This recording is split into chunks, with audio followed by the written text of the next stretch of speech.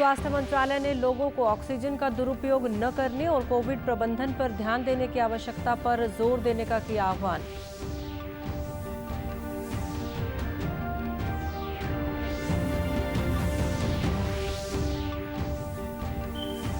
मुख्यमंत्री मनोहर लाल ने पानीपत और हिसार में बनने वाले कोविड अस्पतालों का किया निरीक्षण। अस्पताल का निर्माण कार्य जल्द से जल्द करवाने के दिए निर्देश।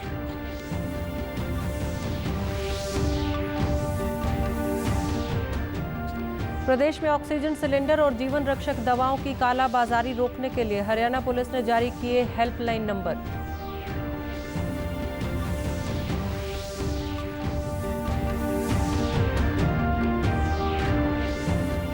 और फसलों की भुगतान राशि प्रत्यक्ष लाभ अंतरण यानी डीबीटी के जरिए सीधा बैंक खातों में आने से किसान खुश। नमस्कार, मैं मंजू सिंधु और अब खबरें विस्तार से। आज नई दिल्ली में स्वास्थ्य मंत्रालय ने देश में कोविड-19 की स्थिति और तैयारियों के संबंध में प्रेस वार्ता की। प्रेस वार्ता के दौरान स्वास्थ्य मंत्रालय के प्रवक्ता ने कहा कि कोरोना वायरस केवल इंसानों में पाया जाता है और इसके खिलाफ सामूहिक रूप से काम करने की जरूरत है। उन्होंने कहा कि सभी राज्यों में पहले से अधिक कोरोना के मामले सक्रिय हैं और ऐसे में कोविड प्रबंधन पर ध्यान देने की जरूरत है। देश में चिकित्सा ऑक्सीजन की व्यवस्था पर प्रवक्ता ने बताया कि वायुसेना और रेलवे ऑक्सीजन आपूर्ति में जुटे हुए हैं। उन्होंने कहा कि ऑक्सीजन टैंकरों को सुरक्षा और ग्रीन कॉरिडोर प्रदान किया जाए। प्रेस वार्ता में ऑक्सीजन का दुरुपयोग न करने और केवल जरूरतमंदों को ही ऑक्सीजन देने की बात कही गई और आम जन से जीवन रक्षक दवाइयों की जमाखोरी न करने और अनावश्यक रूप से भयभीत न होने की अपील की गई। मुख्यमंत्री मनोहर लाल ने आज पानीपत रिफाइनरी स्थित ऑक्सीजन प्लांट और 500 बेड का कोविड अस्पताल बनाए जाने के चिन्हित स्थान का निरीक्षण किया। मुख्यमंत्री ने अस्पताल का निर्माण जल्द से जल्द करवाने के निर्देश दिए। मुख्यमंत्री मनोहर लाल ने कहा कि पहले चरण में बुधवार से 250 बेड तैयार करने शुरू किए जाएंगे। उन्होंने संबंधित अधिकारियों और ठेकेदार को निर्देश दिए कि अस्पताल निर्माण का कार्य युद्ध स्तर पर चलना चाहिए। उन्होंने कहा कि निर्माण कार्य में सरकार और जिला प्रशासन की ओर से हर संभव सहायता प्रदान की जाएगी। उन्होंने पत्रकारों से बातचीत करते हुए कहा कि प्रदेश में ऑक्सीजन की कोई कमी नहीं है और रेमडेसिविर दवा के लिए भी सरकारी कोटा निर्धारित किया गया है। मुख्यमंत्री ने कहा कि निजी अस्पतालों में कोविड-19 की स्थिति पर भी पूरी नजर रखी जा रही है। ऑक्सीजन गैस फॉर्म में मिल सकती है, उन्हीं स्थानों के ऊपर हॉस्पिटल बनाए जाएं। तो ऐसे 2 स्थान हैं, पानीपत रिफाइनरी और हिसार में जो जिंदल गैस प्लांट है, वहाँ 500 बेड के 2 अस्पताल स्थानीय उसी जगह पर बनाए जाएंगे। उसी के निरीक्षण करने के लिए आज मैं आया था।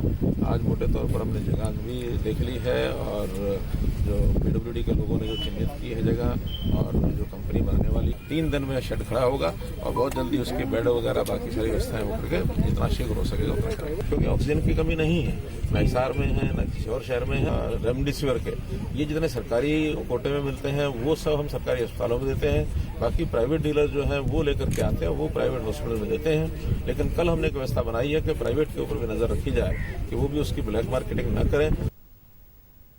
मुख्यमंत्री मनोहर लाल ने आज हिसार स्थित मेडिकल ऑक्सीजन प्लांट का दौरा कर ऑक्सीजन की मौजूदा स्थिति का जायजा लिया। उन्होंने कहा कि प्रदेश में ऑक्सीजन की कोई कमी नहीं है। मुख्यमंत्री ने कहा कि जल्द ही जिंदल मॉडर्न स्कूल परिसर में 500 बेड की क्षमता का कोविड अस्पताल स्थापित किया जाएगा। उन्होंने संबंधित अधिकारियों को जल्द से जल्द अस्पताल का ढांचा तैयार करने के निर्देश दिए। मुख्यमंत्री ने एक निजी अस्पताल में हुई 5 लोगों की मृत्यु के न्यायिक जांच के निर्देश दिए। उन्होंने लोगों से कोरोना संबंधी दिशा निर्देशों का पालन करने और खान-पान में सावधानी रखने की अपील की। जो गैस रूप में ऑक्सीजन होती है उसका उपयोग कैसे किया जाए, तो इसके लिए विचार बना कि यहाँ एक हॉस्पिटल 500 बेड का हॉस्पिटल हिसार में और एक ऐसे ही 500 बेड का हॉस्पिटल हम पानीपत में बना रहे हैं जो आईओसी की रिफाइनरी है। देखिए, कुल मिला के आज जो मुझे यहाँ पता लगा है कि एक दुर्घटना रात्रि को हुई है। एक हॉस्पिटल में 5 लोग अचानक जो डेथ हुई है सोनी हॉस्पिटल में। वहाँ अब ये विषय जानकारी का है कि किस कारण से हुई है। कुछ लोगों का कहना है कि ऑक्सीजन की सप्लाई कम हुई इस कारण से, कुछ लोगों का कहना है कि वहाँ कोई लापरवाही हुई है। उसके लिए मेडिकल बोर्ड तो जांच कर ही रहा है। एक मैजिस्ट्रियल इंक्वायरी, इसके लिए भी मैंने डिप्टी कमिश्नर को कह दिया कि वो इसकी एक मैजिस्ट्रियल इंक्वायरी कराने के लिए ऑर्डर करें ताकि छानबीन इसकी हो सके। सब लोग कोविड के समय अपना बचाव ये करने का मन बनाए। जो सूचनाएं मिलती हैं उन सूचनाओं का पालन करें। और अपने खाने पीने पर भी ध्यान रखें। ज़्यादा पानी पिएं, गर्म पानी का इस्तेमाल करें, ठंडी चीज़ों का उपयोग ना करें। और जैसे ही कोई बीमारी इस लेवल पर होती है जो ऑक्सीजन के लिए आवश्यक है, तो डॉक्टर की सब्सक्रिप्शन पर ही ये दवाइयाँ लें। अपने आप आगे बढ़ करके हॉस्पिटलाइजेशन की तरफ ना जाएं, ऐसा मेरा निवेदन। हरियाणा पुलिस द्वारा कोविड-19 की वर्तमान स्थिति के बीच ऑक्सीजन सिलेंडर, रेमडेसिविर इंजेक्शन और अन्य जीवन रक्षक दवाओं की कालाबाजारी की रोकथाम के लिए हेल्पलाइन नंबर जारी किए गए हैं। इन नंबरों पर नागरिक इस संबंध में किसी भी प्रकार की सूचना साझा कर सकते हैं। पुलिस महानिदेशक मनोज यादव ने बताया कि ऑक्सीजन सिलेंडर और अन्य जीवन रक्षक दवाओं की कालाबाजारी से संबंधित जानकारी या शिकायत मोबाइल नंबर 7087089947 और टोल फ्री नंबर 1800-180-1314 पर दर्ज की जा सकती है। उन्होंने कहा कि कालाबाजारी में लिप्त पाए जाने वाले व्यक्तियों के खिलाफ सख्त कार्रवाई की जाएगी और सूचना देने वालों की पहचान गोपनीय रखी जाएगी। उप मुख्यमंत्री दुष्यंत चौटाला ने आज विभागीय अधिकारियों की समीक्षा बैठक की। बैठक के बाद उन्होंने खाद्य एवं आपूर्ति विभाग के अधिकारियों को आवश्यक वस्तुओं की जमाखोरी करने और निर्धारित मूल्य से अधिक कीमत पर बेचने वालों के खिलाफ सख्त कार्रवाई करने के निर्देश दिए।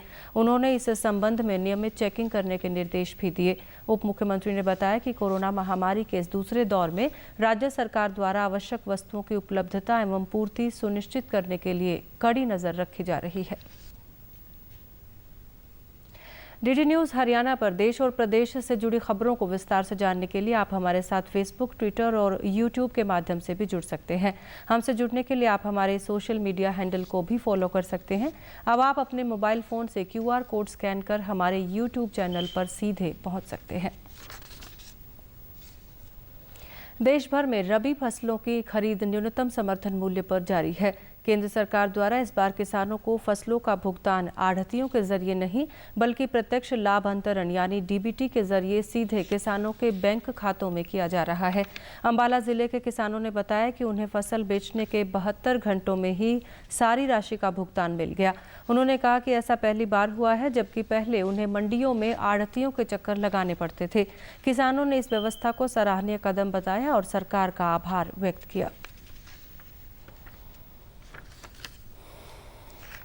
मैंने अपने गेहूं की फसल 45 क्विंटल नारायणगढ़ मंडी में बेची है, जिसकी राशि 88,875 रुपये मुझे सीधे मेरे खाते में प्राप्त हुई है, जिससे मैं अपने परिवार का गुजारा भली भांति प्रकार से कर रहा हूं। मैंने पिछले हफ्ते अपनी 1 एकड़ की फसल मंडी में डाली थी और मेरे हफ्ते बाद पूरी फसल का नुकसान हो गया। मेरे अकाउंट में पैसे आ चुके हैं, उसकी हमें बहुत खुशी है और 72 घंटे के अंदर अंदर जो पेमेंट है वो आ गई है। मैंने अब की बार लगभग 75 क्विंटल गेहूं अनाज मंडी में बेची है, जिसकी अमाउंट 1,47,300 कुछ रुपये मेरे खाते में आ चुकी है। यह पहली बार हुआ है कि किसान के खाते में सीधी पेमेंट आ रही है। अब इसके लिए मैं हरियाणा के मुख्यमंत्री श्री मनोहर लाल खट्टर का धन्यवाद करता हूँ। मैंने अपनी गेहूं की फसल अनाज मंडी नारायणगढ़ में बेची है करीब 6.5 क्विंटल, जिसका भुगतान सीधा मेरे खाते में आया है। मेरे को आढ़ती के पास जाने की कोई जरूरत नहीं पड़ी। सरकार द्वारा किसानों के हित में चलाई गई कल्याणकारी नीतियों से किसान बहुत खुश हैं। किसानों द्वारा मंडी में बेची गई फसल का भुगतान सीधे उनके बैंक खाते में आने से उन्हें बहुत लाभ मिला है। कुरुक्षेत्र जिले के गांव मिर्जापुर के किसानों ने 72 घंटे के अंदर फसल का भुगतान सीधा बैंक खाते में आने से सरकार का आभार जताया। उन्होंने कहा कि अब पैसे सीधे बैंक खाते में आने से बिचौलियों की भूमिका खत्म हो गई है। मैं अपनी फसल लेकर मंडी में गया तो मुझे किसी प्रकार की कोई दिक्कत नहीं हुई। जो सरकार ने वादा किया 72 घंटे का, अब वो पेमेंट भी 60 घंटे के अंदर हमारी खाते में आ गई है।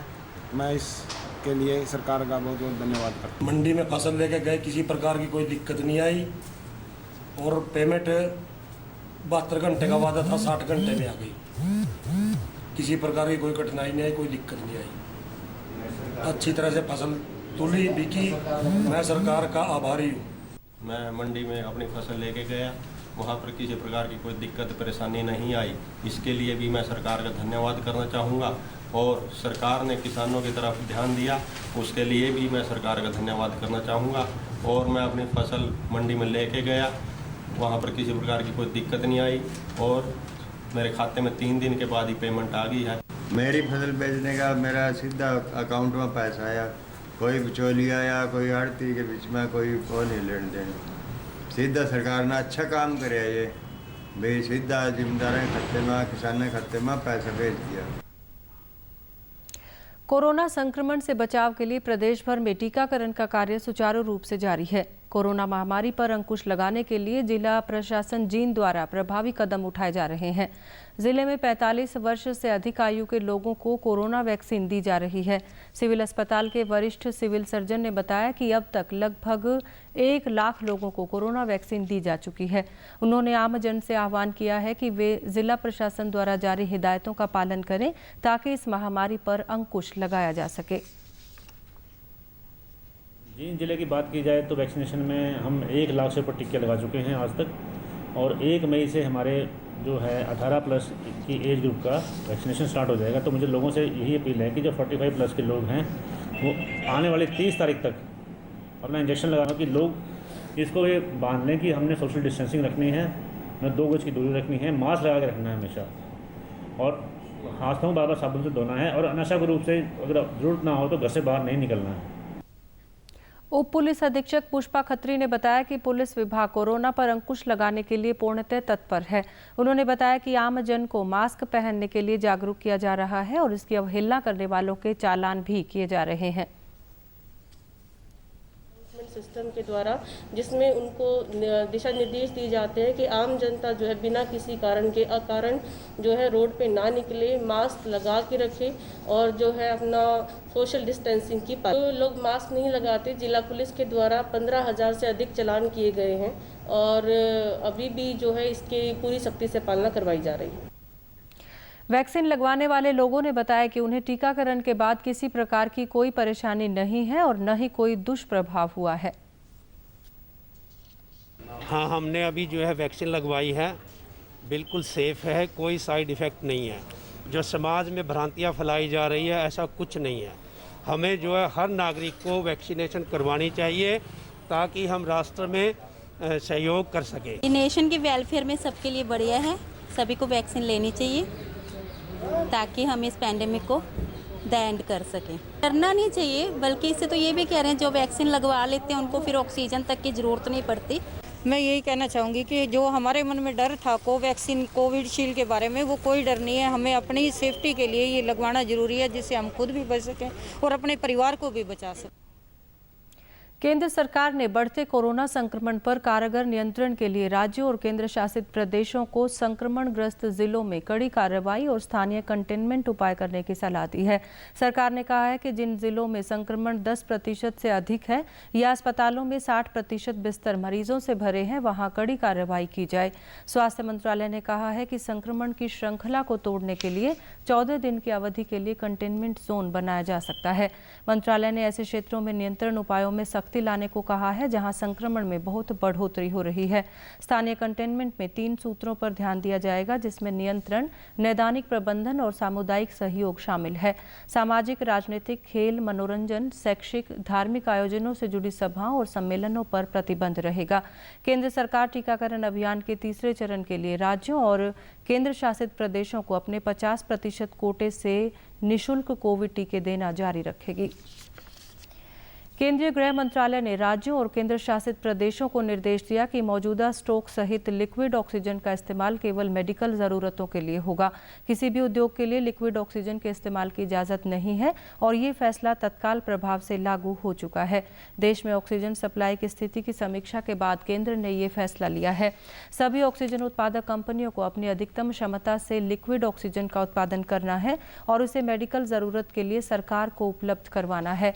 आपदा प्रबंधन कानून के तहत नेशनल एग्जीक्यूटिव कमेटी ने राज्यों और केंद्र शासित प्रदेशों को ये निर्देश दिए हैं कि सभी ऑक्सीजन प्लांट अपनी अधिकतम क्षमता से मेडिकल ऑक्सीजन का उत्पादन शुरू करें और इसे सरकार को मुहैया करवाएं। अंत में इस बुलेटिन के मुख्य समाचार एक बार फिर। स्वास्थ्य मंत्रालय ने लोगों को ऑक्सीजन का दुरुपयोग न करने और कोविड प्रबंधन पर ध्यान देने की आवश्यकता पर जोर देने का किया आह्वान।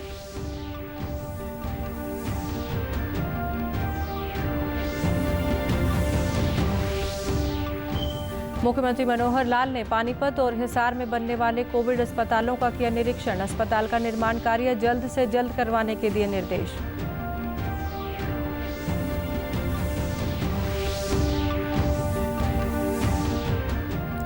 प्रदेश में ऑक्सीजन सिलेंडर और जीवन रक्षक दवाओं की कालाबाजारी रोकने के लिए हरियाणा पुलिस ने जारी किए हेल्पलाइन नंबर।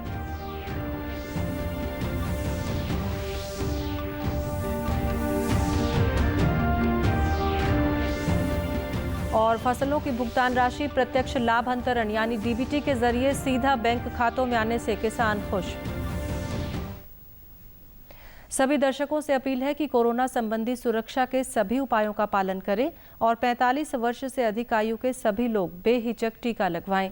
आप भी हमारे साथ सुरक्षा और बचाव के 3 आसान एहतियाती उपायों का संकल्प लें। 2 गज की दूरी बनाए रखें, हाथ बार बार धोएं और मास्क हमेशा पहनें। नमस्कार।